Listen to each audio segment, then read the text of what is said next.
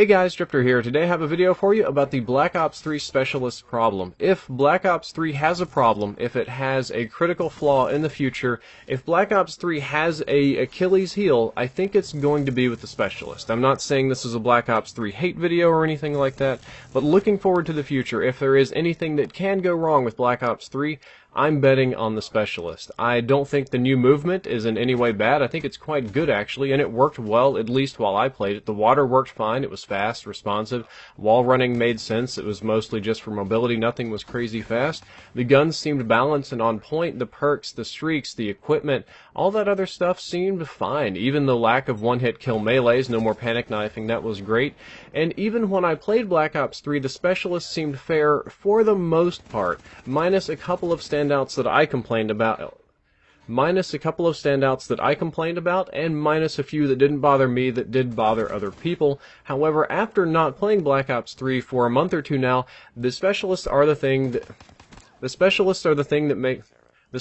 are what makes me most uneasy about the game, because I try to be very forward-looking on this channel, and it's not even the Specialist that we have now. Not the time travel ability, not the Specialist that I complained about that rejacks and shoot grenades. Yeah, that's annoying, but I'm kind of scared of what could be coming, because there's going to be a lot more Specialists coming, each one with a unique weapon and with a unique ability, and the idea seems kind of inspired by Titanfall or Destiny. Titanfall, you get your Titan eventually, it just happens faster if you kill people, and in Destiny, you get your, man, it's been a long time since I've played Destiny, your charge, your super ability, or whatever, but the more objectives you capture, the more you kill, the faster it comes. And thinking back to Destiny, it was super annoying to enter a fight with a Titan or with a Hunter or something like that and just get murdered by an ability, or even a Warlock, because they all had these awesome, like, one-hit kill abilities, or the Titan Slam, or the Blade Dancer, and it's especially annoying if you have no idea that it's coming. Like, I can sneak up on some guy with a shotgun, shoot him once, and get him down to, like, no health, and I'm like, alright, I got this guy, and then the Titan's gonna use his big ground slam and just nuke everything around him. It's really, really annoying. And yes, I can see the characters, and I know what could happen. This is both true in Destiny and in Black Ops 3.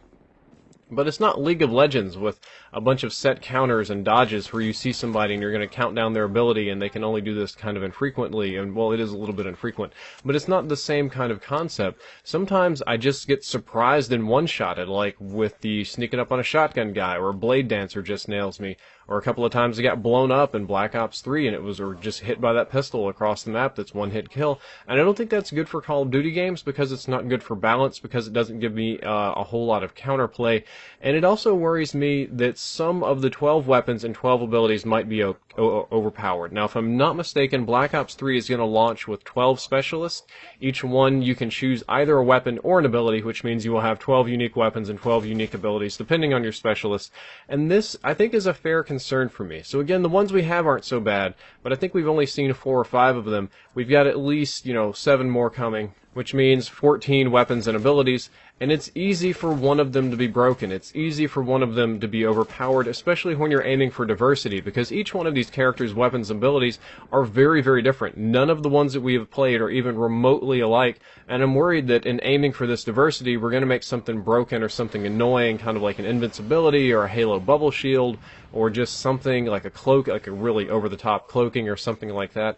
And my bet is that if Black Ops 3 has a problem, if there's something the fans really don't take to it won't be the movement, it won't be the future, it won't be any of this stuff. I think it'll be the Specialists. I think the Specialists are what people are going to complain about, but I'm going to play devil's advocate for myself. So I've complained about Specialists in this video, about how they could be a problem, but I'm going to try to explain the other side of the equation. And that being said, when I played it, the Specialists were mostly okay. There was one Specialist I thought was way too strong, and again, there was one that I thought was strong last time, and Vaughn hit it with the Nerf hammer, so no more. But it was mostly okay. It really wasn't that bad. It wasn't superpowers everywhere, but they did sneak up on me a little bit. The core idea is solid, and it does make sense in a lot of ways to have extra abilities, extra character diversity, to kind of make you commit to one certain playstyle before you lock in a match, so you can't just kind of change all over the place. We do have visual cues when the abilities are activated. Different characters, the guy that runs super fast leaves a blue streak. The guy that slams the ground with gravity spikes, he leaves a yellow streak in the air, and you can see the animation, and he yells, and it's really really clear. And a lot of the characters have sort of like lights and sound so that you can see when they're breaking out their specialist ability and you can hear it. It's still a pretty quick breakout. It's not like you have a whole ton of reaction time, maybe if you're swift or if you're already looking at them or something. And we also have visual cues as to what the abilities are on the character models, because the abilities are locked to that character, and they have like a whole different body outline and anything. You can see them on the other side of the map and know exactly what character they are and what they might or might not be able to do, and that's a good thing. We have these visual cues. We know we have some kind of counterplay here, maybe a little bit, but I do worry about it getting abused. And lastly, I'm just going to say hashtag in Vaughn we trust. It was kind of funny in Black Ops 2. Vaughn was viewed as evil, the guy with the Nerf hammer, the guy that's destroying Call of Duty, or Treyarch for that matter. A lot of people bagged on Treyarch and said they were bad, and now everybody's looking at them to be the saviors of Call of Duty, depending on how you want to look at it. And I'm just going to put my faith in these guys and hope that they've balanced it appropriately and hope that it doesn't end up being annoying and actually ends up being fun. I'm going to try to stay optimistic about it, but I just thought I'd point this out in a video. Guys, I hope you enjoyed this video. I hope you learned something useful. If you did, don't forget to like, favorite, and subscribe. Drifter out.